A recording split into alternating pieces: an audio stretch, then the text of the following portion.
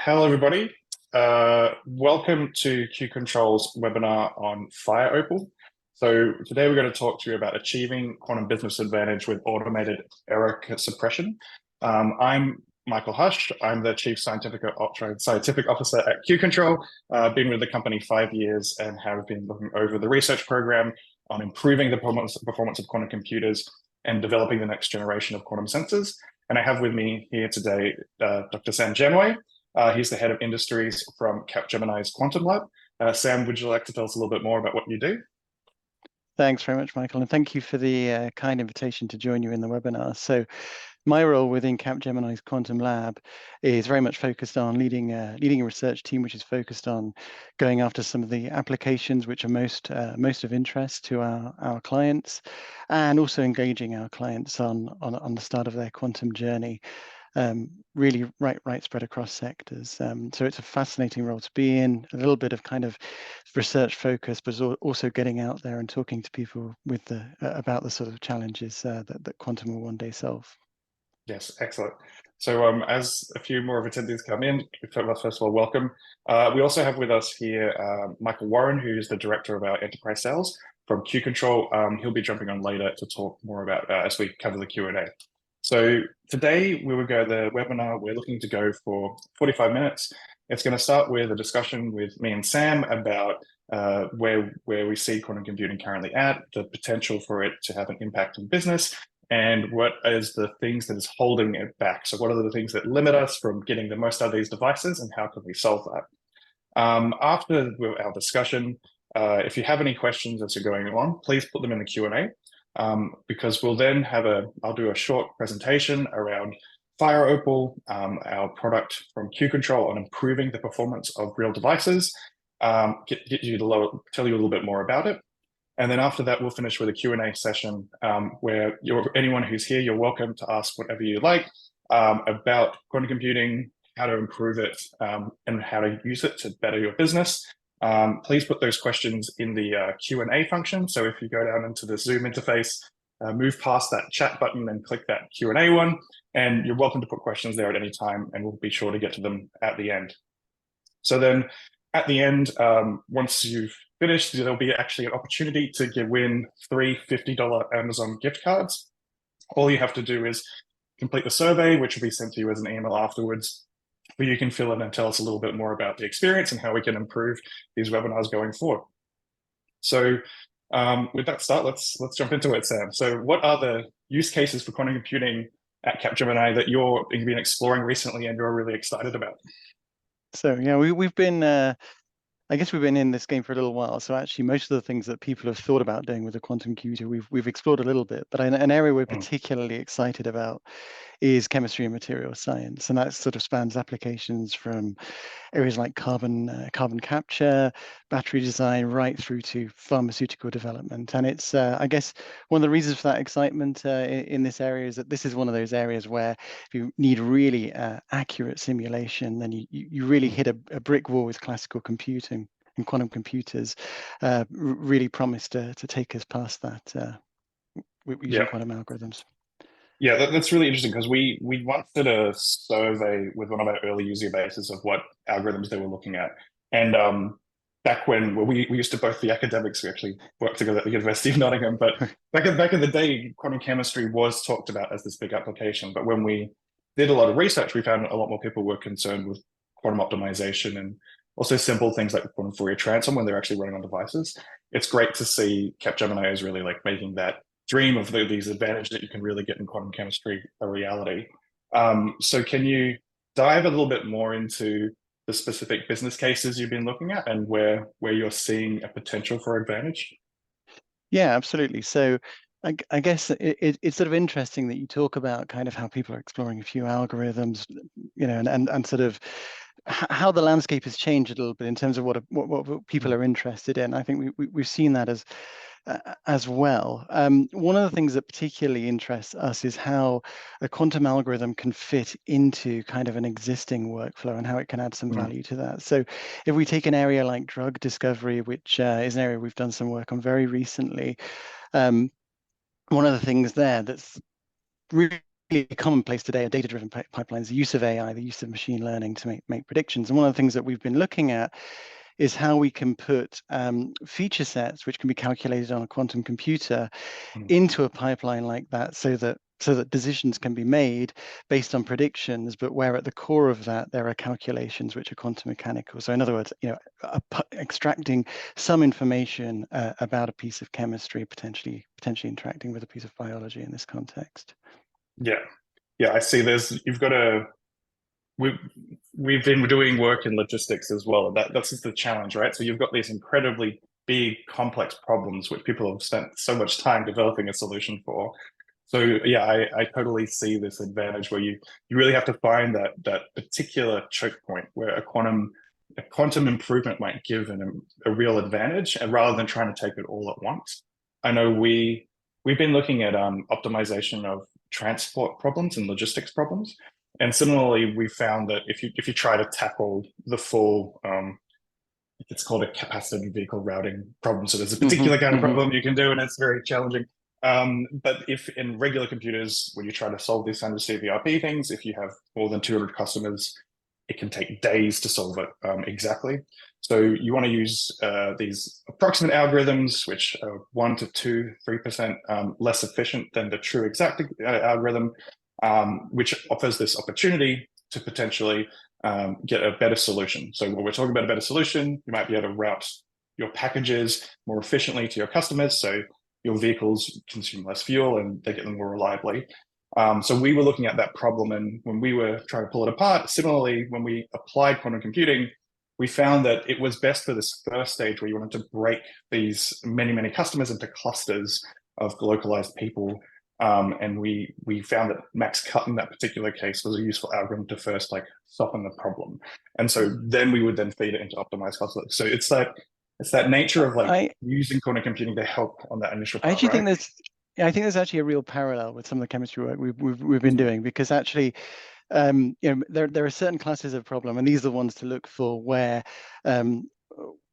correlations between the electrons in a system, piece of chemistry, piece of material science, play a real role, and that's where it becomes very tough for approximate methods that we normally use on an HPC, techniques like density functional theory, to recover all of the chemistry that's interested. But at the same time, actually, we know that for the foreseeable future, quantum computers are not going to be massive. So it's really about kind of how can we find something out about a relevant part of a problem. And in some of the work that we've done recently, that's been actually targeted covalent drugs. These are drugs that form strong covalent bonds with biological targets. And that makes for very potent drugs. But actually, the part of the chemistry which is relevant is that sort of reactive part of the molecule. And so that's a bit that you kind of really want to focus your attention on. And in terms of where does the quantum computer come in, we've been looking at, well, we know that quantum computers are good at simulation. How can we extract relevant features? And we've been looking towards, algorithms which enable Hamiltonian simulation. So these are algorithms that, enable the time evolution of a quantum system, a fragment of a molecule, bit of a material, and that gives very rich information about that system that we've actually shown can be fed into a data-driven pipeline. And sure, we're at small scales today. We're still kind of, in an exploratory phase, but see that actually that has the potential to be really valuable in terms of making useful predictions. And maybe that's actually not necessarily just replacing a classical algorithm. Maybe in future that's replacing an experiment with a computational technique instead, which is quite a meaningful step when we get there. Yeah. So you've really isolated that part where you get the biggest benefit, and unsurprisingly, it's around simulation of those quantum dynamics themselves. So it's great to see that connection forming. Let's talk about how you're running it on a real device and getting this onto a quantum computer. So you mentioned that quantum computers aren't that big. What experience have you had trying to get this component of your algorithm running on a real device? And was that of value to your analysis? Yeah, it's a really good question. I actually think the value question is a really interesting one in these times where we're sort of moving from real toy problems into a sort of an exploratory phase where, as we enter an era of quantum utility, we're really starting to focus in on what will those problems be, where there's that sort of first advantage, and when are we going to hit it? And you could of course say, well, okay, I'll wait until there's the sort of next next generation of quantum computer and just use that. But for us in Capgemini, we have a partnership with IBM, and we see the kind of end-to-end journey is very important. For a couple of reasons, I think. I think one is just because we have to be exploring the hardware now to really get that kind of understanding, because it only makes sense to really be exploring this end to end. If you stop at a sort of theoretical point about what quantum algorithms you could pick up for a particular problem, I think you learn less. But I think also kind of slightly less tangibly, it makes it all much more real in terms of the conversations we're having, where you can actually really run these algorithms, see what comes out, and actually there's a sort of a real sort of I'm trying to put my finger on it, but there's a real sort of warm feeling of actually making contact with this hardware in the early stages and kind of doing it for real. It's no longer a theoretical exercise. So for that reason, yeah, the end-to-end journey is really important to us. Yeah, I think, and when we've been doing applications and looking at devices, the other element we've found really useful is just getting a real understanding of where current performance is, because we want to be getting these algorithms running on bigger devices quicker. So it really, really helps to have an understanding of like what are the challenges that real machines have right now, so you can like do the research in the right area to get that algorithm running more efficiently. I think like the simplest thing to think we've always considered is it's not always just the number of qubits. So we've been discovering a lot of these devices really about the depth, for instance, that you really have to think about as a challenge and a limitation that you have to work around in terms of getting it running on a real machine.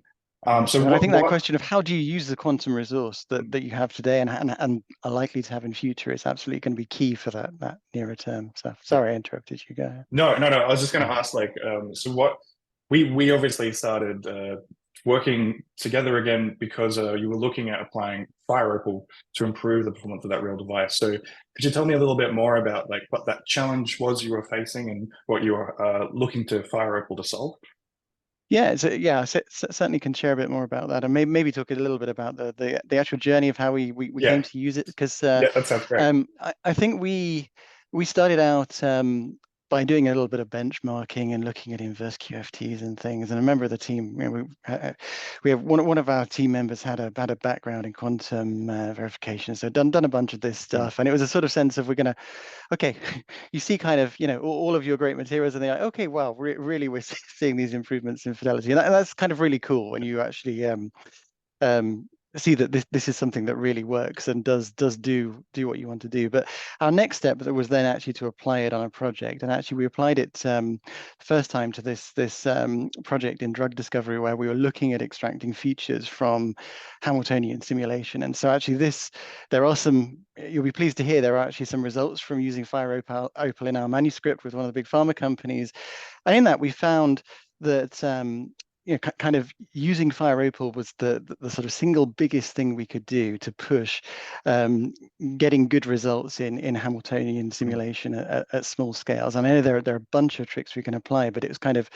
one of the things that was really nice to see was that it was the sort of single biggest step change for a kind of easy take something off the shelf and apply it and see what we can get out of the hardware. And so so we kind of included that as a demonstration of kind of from our point of view, kind of where things are in terms of what's possible with the hardware when you pick a tool up like Fire Opal.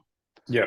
So the particular application you were looking at was simulating Hamiltonians, which is always a good choice, right? Because it's such a efficient thing to do on a quantum computer.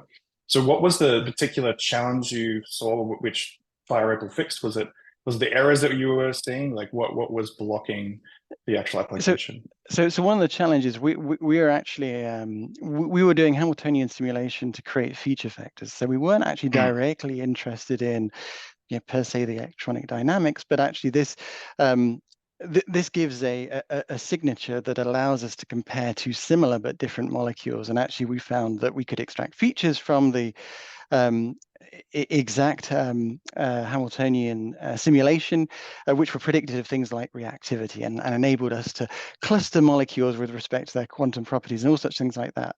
So this was really cool. But one of the challenges is that actually you need to evolve the electrons for long enough to see these effects appear.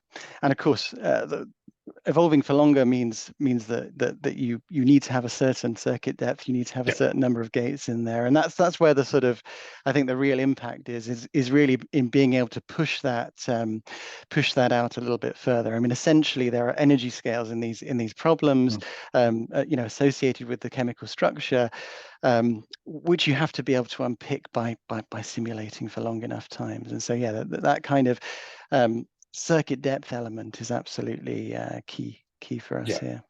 Yeah, great. So in order to get that, get those real signals of the features that you needed for it to be effective, you need that extra depth, which Fire Opal was able to provide. So I'll jump into, I might jump into Fire Opal now, and then we'll ask some more questions. We'll talk a bit more after I get back, because I think it's a good point to tell people a little bit more about how it works. Great. I'll just start the presentation. Cool. Great. So, so Fire Opal is a product that we've continued to, I think it was released end of last year, or at least we've been trying it with specific customers, but it's now available for everyone to use. So what Fire Opal does is it solves a really central problem currently in quantum computing. And that's that when you try to take an algorithm, run it on a real device, what you discover is an open secret, so to say, that all quantum hardware that's available today for commercial use, it often has so many errors on it that it tends to fail more than it succeeds. So a good example of this is shown on the screen right now. And you can see what we've tried to do is execute Grover's search, a classic algorithm to run on a quantum computer where you're looking to get the speed up on the search and identification of a bit string. So here on that top plot to the right, we can see we're expecting to get a particular bit string or a particular solution with the highest probability.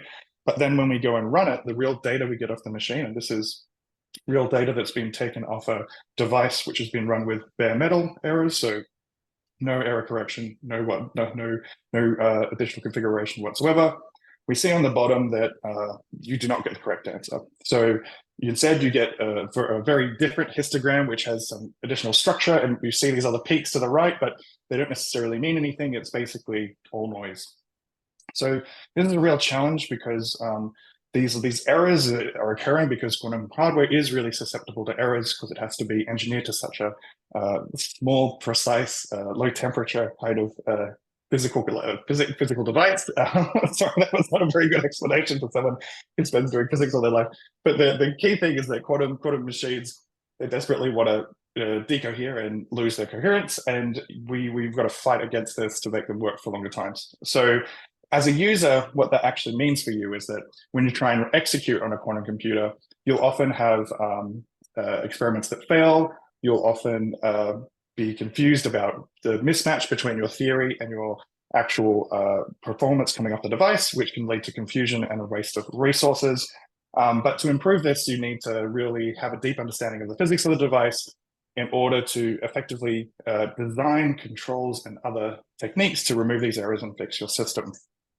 So what Fire Opal does is it provides a completely automated error suppression solution, which can remove the majority of noise on these devices and get you to the correct solution quicker with less resources. So what you can do with Fire Opal is you can use it today and it will automatically integrate it to your workflow so that you get the right answer when you execute an algorithm.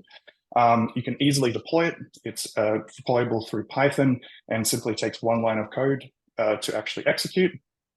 And by using Fire Opal, you can save time and resources, first and foremost, by reducing often the number of calls that's required to get to the right solution because you're getting higher quality outputs. And also you're not wasting your time executing circuits which may not give a correct answer. In fact, Fire Opal has inbuilt warnings and guards to tell you if you're trying to execute something on a real device when it's well past its coherence time or it's well past the time where you're going to get a good result. So this is an example of us using Fire Opal today on that same problem I presented earlier, where we were looking at Grover search. So as we can see on the left, when I execute this on a real device normally, it doesn't give the right solution. But when I add Fire Opal, I take that same program, pass it through our Python API, and send it onto the device compiled with our controls. What happens is it executes and the errors are dramatically reduced. So you can see here on the right, this is real data taken from a machine executed with Fire Opal, and we can see the correct solution now comes out as the highest probability. And so showing you that changing the device basically from producing noise to working. So the actual boost that you can get and be seen is that when you're using over 12 to 13 qubits, with benchmarking that we've done with the Bernstein-Vazirani algorithm, for instance, we've seen factors of over 1,000 in terms of the probability of getting the correct solution compared to what comes off with the bare metal errors. So how does Fire Opal achieve this? Well, it's a fully automated error suppression pipeline. So we start with tools which transpile and take your abstract algorithm and then most efficiently find the best qubits on the particular device to execute on the day where you're going to get the best answer. So we actually find a mapping of where the best qubits are. We then do transpilation. So we basically figure out how to efficiently take those abstract gates and compile it into the individual actual gates that are executed on the device. And our compiler is state of the art. So we then incorporate our controls at the circuit level. So we actually use our knowledge of robust control techniques to actually change the way that the individual gates are implemented so that when there are errors that occur on the device, our control techniques are designed taking advantage of the knowledge we have of the physical system to ensure that those errors actually cancel out with themselves. And so using that technique, we can ensure that when you execute it in a single execution without the need for multiple repetitions, you can actually eliminate the errors on your device. Then finally, we take those gates and we tweak them and optimize them to get them to the highest operating fidelity that we can. And finally, we have measurement mitigation techniques to ensure that any errors that are introduced at the measurement stage are fixed as well. So once that entire pipeline is automated, you don't have to worry about configuring any of it. All you have to do is hit fireopal.execute and the code will automatically run all of those control techniques and then send you the improved solution. So here is an example of what it actually looks like. So I've come here to the Fire Opal Quick Start Guide. So this is the documentation. You can see this on our website. First of all, it's obviously give you instructions of how to install Fire Opal. It is as simple as signing up on our webpage and then downloading a local Fire Opal package with your Python installer. Once you have that set up, you can run and design your circuits however you wish. Here's an example where the circuit has been actually created in OpenChasm 2, so that's the format we use. But you could very well develop it in Qiskit or Pikewell, whatever you want. You could just develop your circuits in your own environment. And then when you're ready to execute, it is as simple as just then change it to the OpenChasm 2 format and send that to the Fire Opal pipeline. So here's an example where we're going to be executing a Bernstein-Vazirani algorithm. So this is a sketch of a series of C-NOT gates that occur after mixing, creating a series of superpositions at the top. So when we actually want to execute that circuit, all we have to do is set up our information about our provider. In this case, we're going to be running this on IBM, but other backends will be available soon in Fire Opal. And then all you have to do is obviously check that things are going to work, but when you actually want to execute it, it really is one line. So fireopal.execute, you simply send the circuits that you want to run. So this is the abstract representation of your circuits, the number of shots that you want, your information about your IBM device. and which particular device on IBM you want to run it. You don't have to say anything about compiler configuration. You don't have to put anything there whatsoever about the controls that are applied.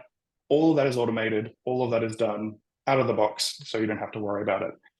And what is returned from this function is the actual measurement results. So you can then analyze these results and plot them. So here, the Bernstein-Vazirani algorithm is like looking for a particular hidden string in a function. And so when it works, it should return the correct string with a probability of 100%. Here we can see that when we execute Fire Opal, we do indeed see the correct answer with the highest probability. So we have correctly executed this circuit and got the right result. If we compare that running on the commercial device with bare metal results, so no error, no Fire Opal, and just using it as the default configuration out of the box. So here you can see we're just executing, in this case, using Qiskit without any additional information.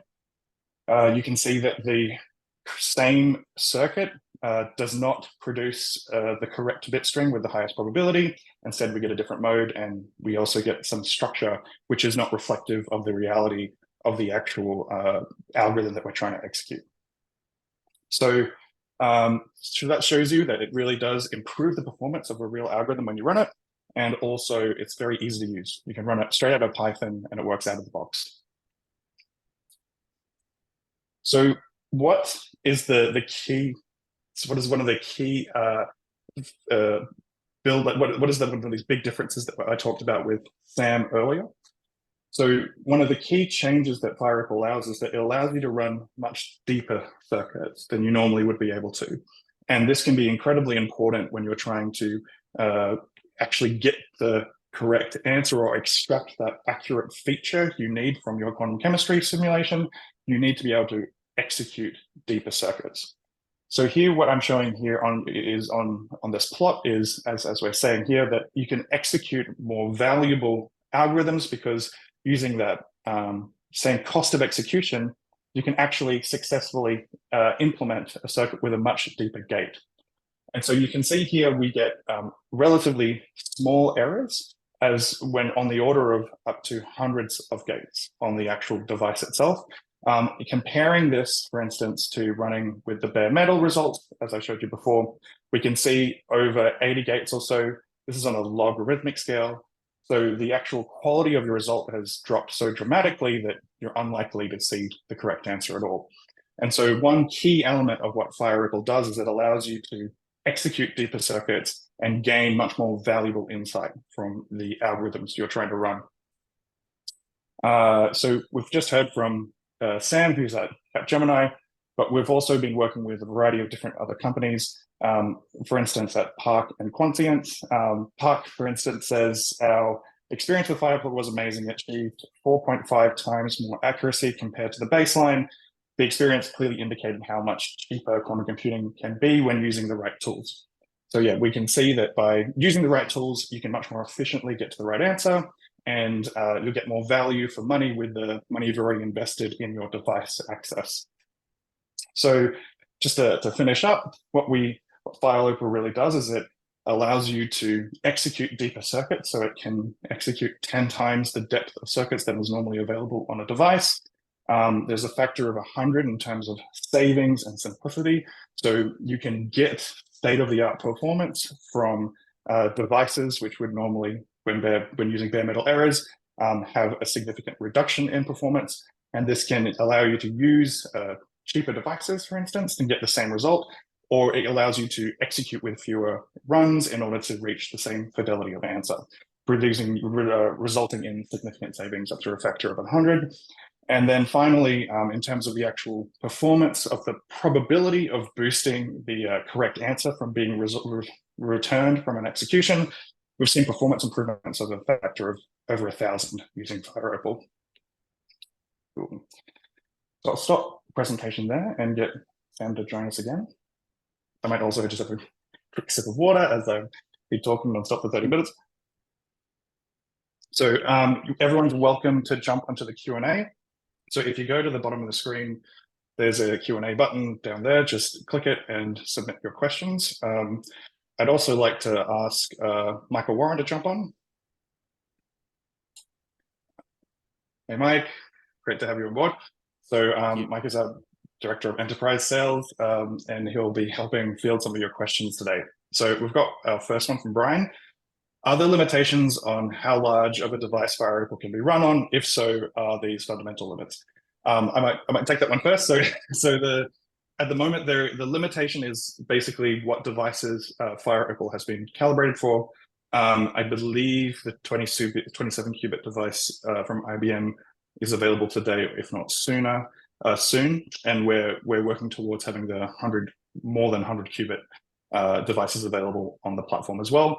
So there's no fundamental limit here. And in terms of scaling, the calibration routines that we use scale, let's say, linearly when it comes to the actual execution of how many calibration routines we have to do in order to calibrate the full device.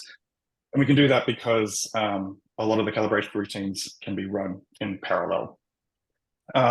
Just a question for you, Sam, like what have been the size of devices that you're looking to actually execute on in order to see a difference? Have you done some estimates around that? I know it's a big question to ask. Yeah, it's a good question. I mean, I guess the truth is that we're not quite in the era, right, where we're able to push to situations where there is where there is advantage yet. So there's often a bit of a trade-off in terms of qubit number versus fidelities, and actually qubit numbers often not the issue. So we haven't always been on the larger devices. But I wondered, kind of, building off that question, whether I could fire a question back at you in this area, because I mean, one of the, and I've got my own answer to it, but I think it's an interesting one, is sort of as we move sort of from this NISC era we are today, in how do you see the sort of role of Fire Opal? Do you see it as is it a NISC era thing? Does it what's its sort of continued role? And I'd love to get your perspective on that's a good question. So we at the moment for the long-term vision is that we're looking to accelerate quantum advantage. So we're looking to bring it here quicker, faster, and earlier. So with these NISC era, so these early devices which are smaller scale, but before error correction, we're quite confident that the techniques we've built in there will basically make those devices more useful to more users earlier by allowing the execution of deeper circuits more reliably. But that's our long-term vision for Fire Opal, is to start incorporating things like simple error correction to begin with, where as these devices start to have a capability of being able to do mid-circuit measurements and actually feedback, for instance, dynamic circuits is available in IBM, but still very early days. But that's looking to be, I think, more reliably released to all customers next year. We're looking to take advantage of that and start doing elements of feedback to improve performance, heading towards full-fledged error correction, of course, when that will provide a benefit on a real machine. So yeah, Fire Opal, we're always looking to add new features, and we're looking to add new features which will improve the performance of devices. So as a new technique arrives and becomes relevant, whether it is another error suppression technique or it is error correction, we'll integrate it and allow it to make sure it works. I think I've got another question from Liz. So over to you, Mike. So what have you had as industries that will benefit the most from quantum computing capabilities? Well, that's a great question. And what we're seeing is sort of a cross-industry penetration of quantum computing. So if you take a topic like financial optimization or supply chain optimization using QAOA, you're seeing that across industries. So that is good for the financial area, pharmaceutical, material science, transportation, government. So you can't really think of it as a vertical, but think of it as a horizontal and tentacles coming down and looking at various tractable use cases. So great question, but we are seeing it across the spectrum of verticals. Yeah. So that's an interesting point, that you're seeing the same algorithm or the same technique being useful in multiple industries. Sam, do you want to also add a comment a bit more about these quantum chemistry opportunities or anything else you've been looking at? Yeah, I mean, I think even taking a step back from quantum chemistry, I agree completely. It's across it is across many verticals. I think it's interesting that the drivers are sometimes different across different industries. So sometimes you'll see an industry where R&D cycles are are maybe quite long, and so therefore it's, it really makes sense to be thinking about this now, because actually, if you think about the life cycle of R&D, then by the time one cycle's finished, actually we may be in such an further advanced state here. In other cases, it may be sort of, if you don't get involved now, then kind of what are the risks in not being ready for this technology as it evolves. And so I think there are potentially slightly different kind of motivations across different industries, but I would agree completely that yeah, this absolutely spans multiple verticals. Yeah, this idea of being ready for when a quantum computer is of a sufficient size and quality to give an improvement is like a really important thing to be aware of, I believe. And there's also a good reason why you want to be trying things on devices now, so that you have a understanding of when that's going to arrive. We have another question around getting started. So the question is, how do you get started? Say I have a quantum algorithm that runs fine on a simulator, but only gives noise on a quantum computer. I would love to test this. So first things first is I should say, go to try out Fire Opal. All you have to do is go to Q-CTRL and /fireopal.com.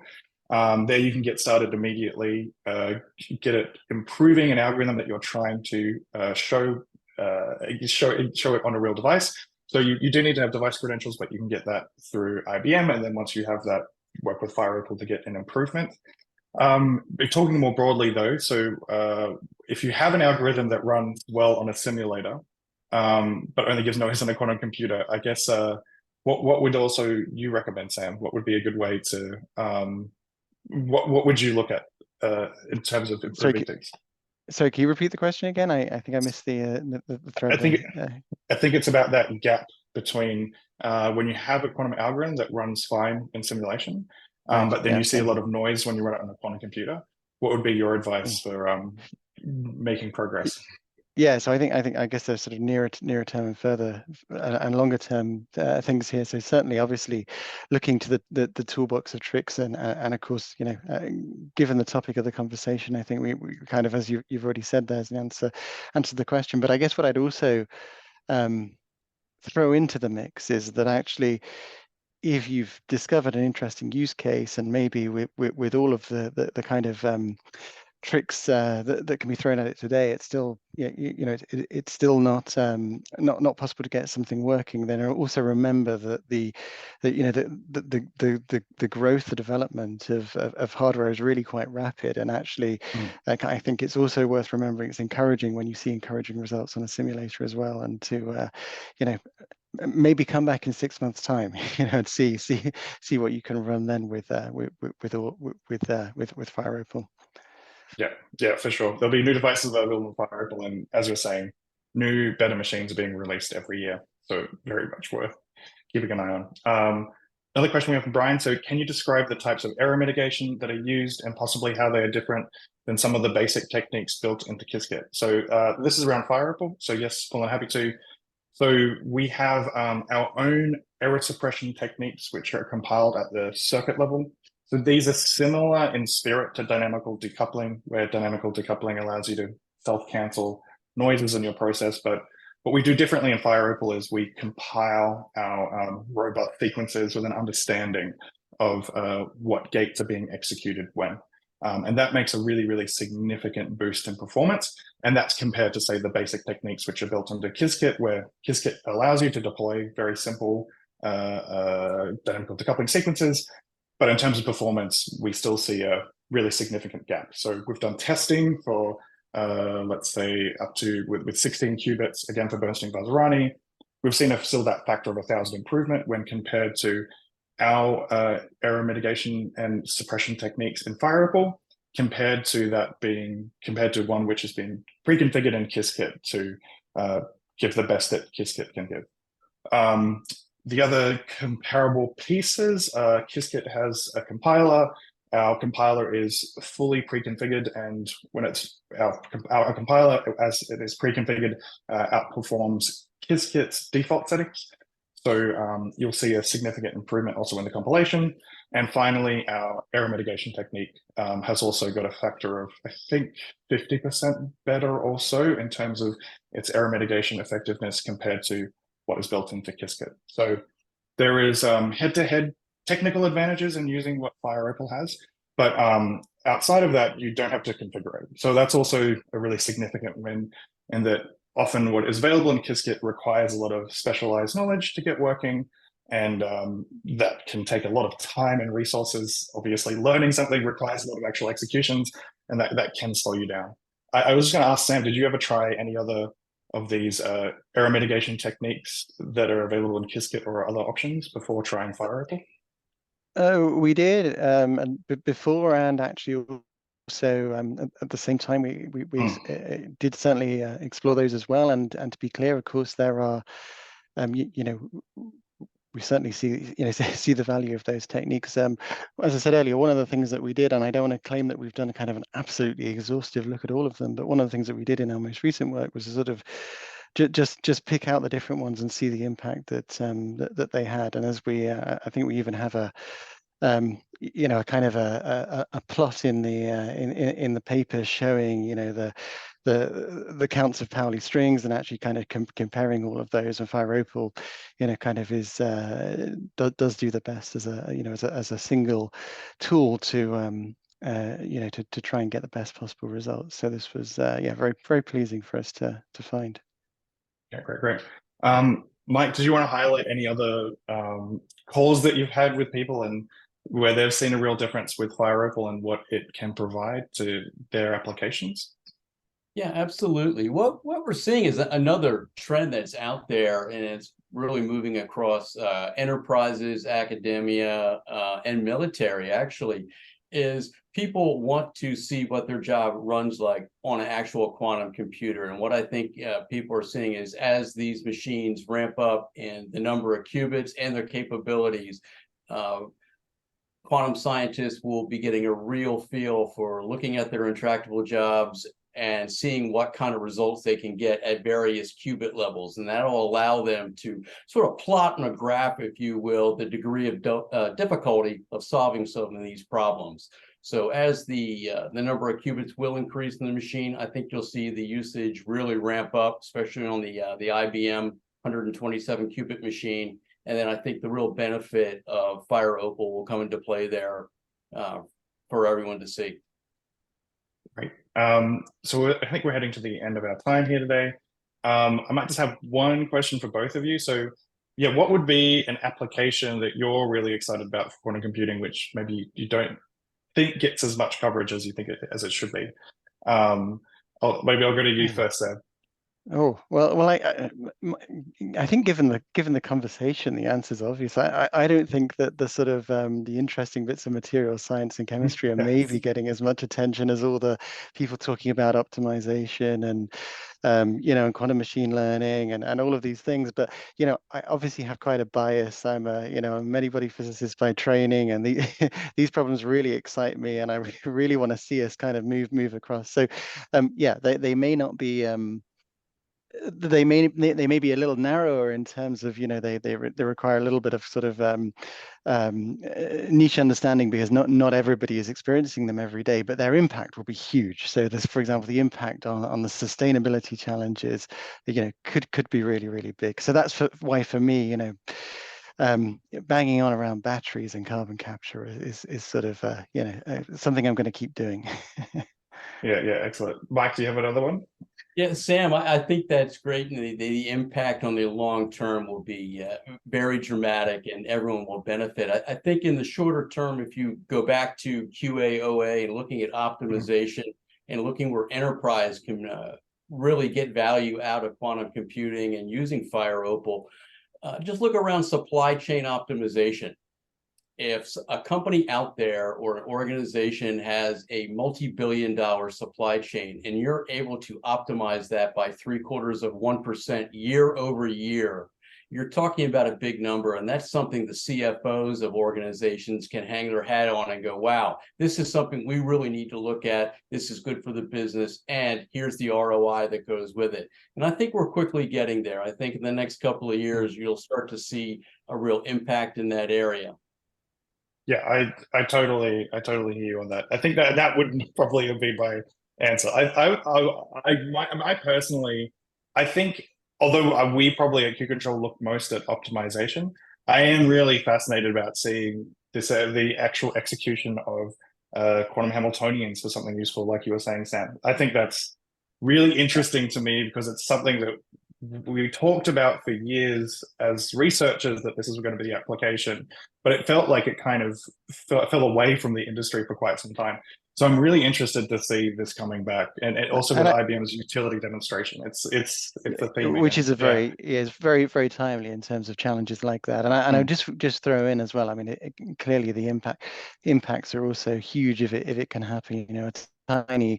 There are so many use cases like battery design where if you can improve the storage capacity by a small amount, given how ubiquitous they will be across the globe, it's a huge impact in terms of our wider sustainability goals. So I think there are lots of examples like this where, as we start to see the sort of tipping point, it gets really exciting across industries and use cases.